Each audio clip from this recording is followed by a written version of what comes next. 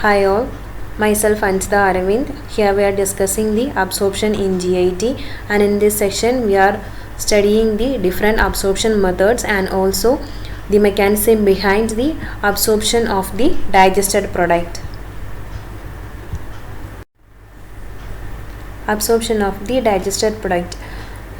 Absorption is a process in which the end product of digestion is passed through the intestinal mucosa and it reaches the blood or the lymphatic system. And most of the absorption process happens in the jejunum and ileum region of the small intestine. And absorption is carried out by mainly three transport mechanisms, that is passive transport, facilitated transport and active transport mechanism. In this picture we can see the different kind of absorption methods: simple diffusion method, facilitated diffusion and active transport mechanism. In simple diffusion methods, the molecules are crosses into the intestinal cells freely, such as water and small lipids are absorbed by simple diffusion process. And in facilitated diffusion, here the nutrients which need a specific carrier to transport them from one side of the cells to the other side, and this carrier molecule will changes the cell membrane in such a way that the nutrient can pass through it.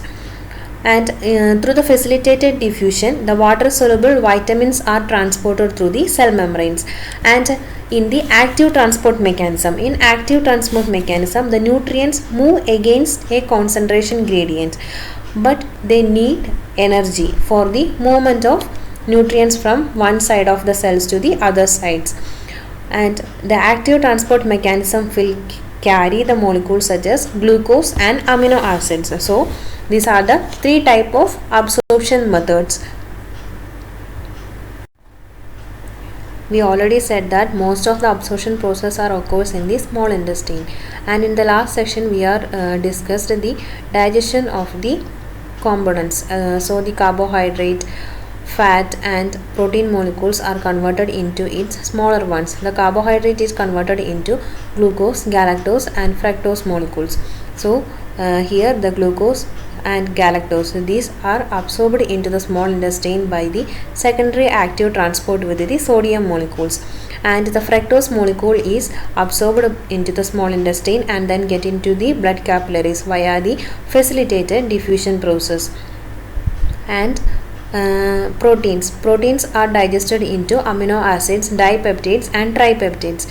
The amino acid is absorbed through the small intestine into the blood capillaries via the active transport or secondary active transport with the sodium.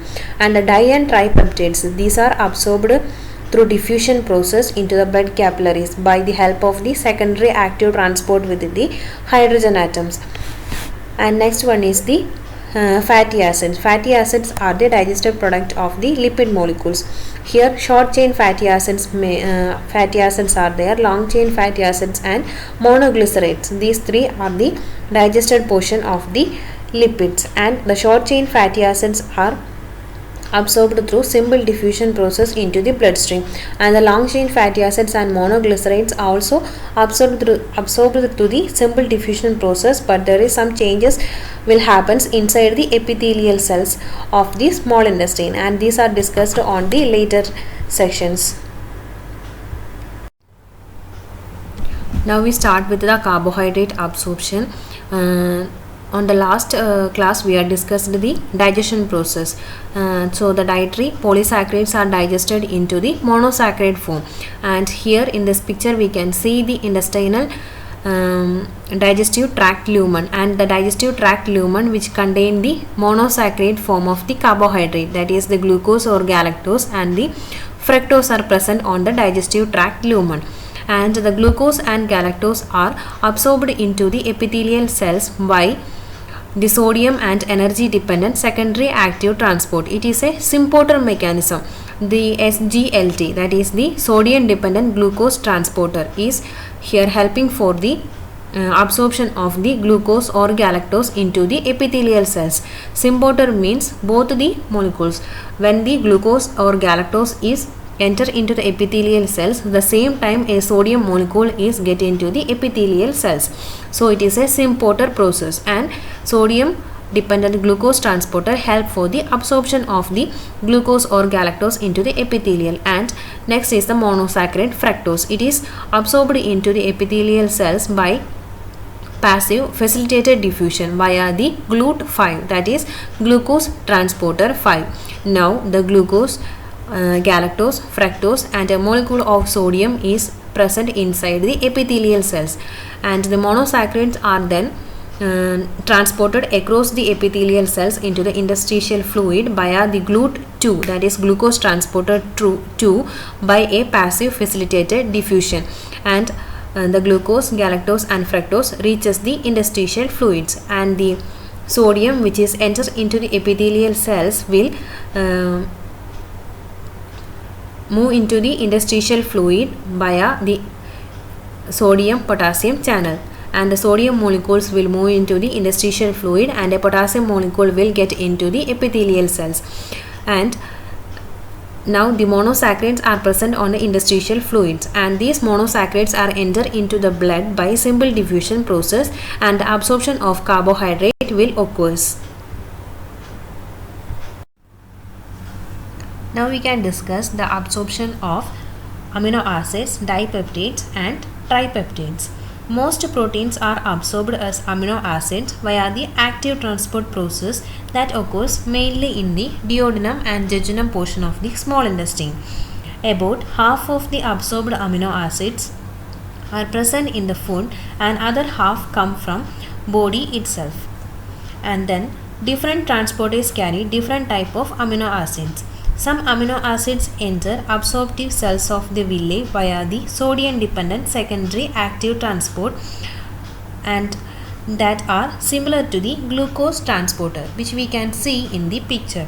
And other amino acids are actively transported themselves, and at least one symporter brings in dipeptides and tripeptides together with the H plus ions, and the peptides then are hydrolyzed to the single amino acids inside the absorptive cells, and the amino acids move out of the absorptive cells via the diffusion and enter the capillaries of the villus, and this conversion of the di and tripeptides into the single ones are shown on the picture. And both the monosaccharides and amino acids are transported in the blood to the liver by way of the hepatic portal system.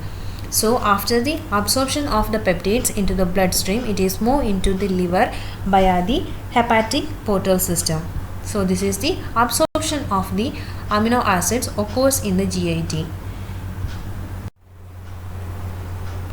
Next we start with the absorption of the fat molecules, and in this picture we can see both the digestion of fats and absorption of fat molecule. Through the digestion process, the large lipid droplets are converted into monoglyceride and fatty acids, and these monoglyceride and fatty acids are lipid soluble, and therefore it is readily dissolved in the plasma membrane and it get into the cell, and where they are resynthesized into triglycerides. And in the endoplasmic reticulum, the triglycerides are packed with cholesterol and phospholipids to form protein coated chylomicrons, and these chylomicrons are enclosed in vesicles and leave the cells by exocytosis.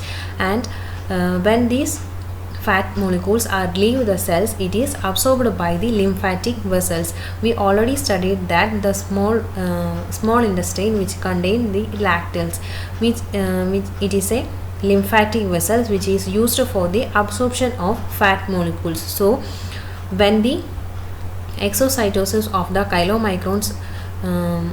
chylomicrons happens, these fat molecules are absorbed by the lymphatic vessels, and the absorption of fat happens in the small intestine. Next, the absorption of water in the GI tract. Absorption of water is a passive process, and it is driven by the transport of solute from the lumen of intestines to the bloodstream.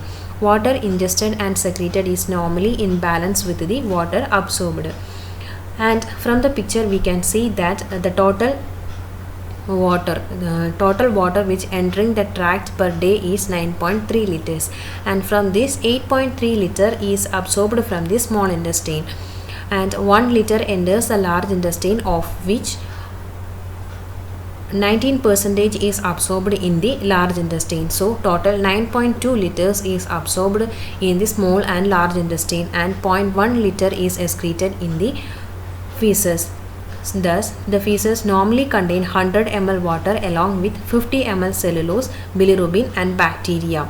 And diarrhea is defined as loss of the fluid and solute from the GI tract in excess of 500 ml per day. Thus, from this we can conclude that only 0.1 liter of water is excreted from our body. So absorption in the small intestine is over. If there is any unabsorbed particle is present in the small intestine, it is then moved into the large intestine. So next we discuss the large intestine. No significant digestive activity occurs in the large intestine, and main function of large intestine is absorption of water, minerals and certain drugs, and secretion of mucus which help in adhering waste. The undigested and unabsorbed substances enters into the cecum of the large intestine through the ileocecal valve, and which prevents the backflow of the fecal matter. And now here we can see the summary of absorption in different part of the digestive system. First, oral cavity. In oral cavity, certain drugs coming in contact with the mucosa of the mouth and lower side of the tongue are absorbed into the blood capillaries lining them. And second portion is the stomach. In stomach, the absorption of water, simple sugars and alcohol will happen. And in small intestine, the absorption of glucose, fructose, fatty acids, glycerol and amino acids will happen. And lastly, in the large intestine, the absorption of water, some minerals and drugs will occur. Now we completed the whole digestion and absorption process occurs in the gastrointestinal tract. Thank you all for hearing me.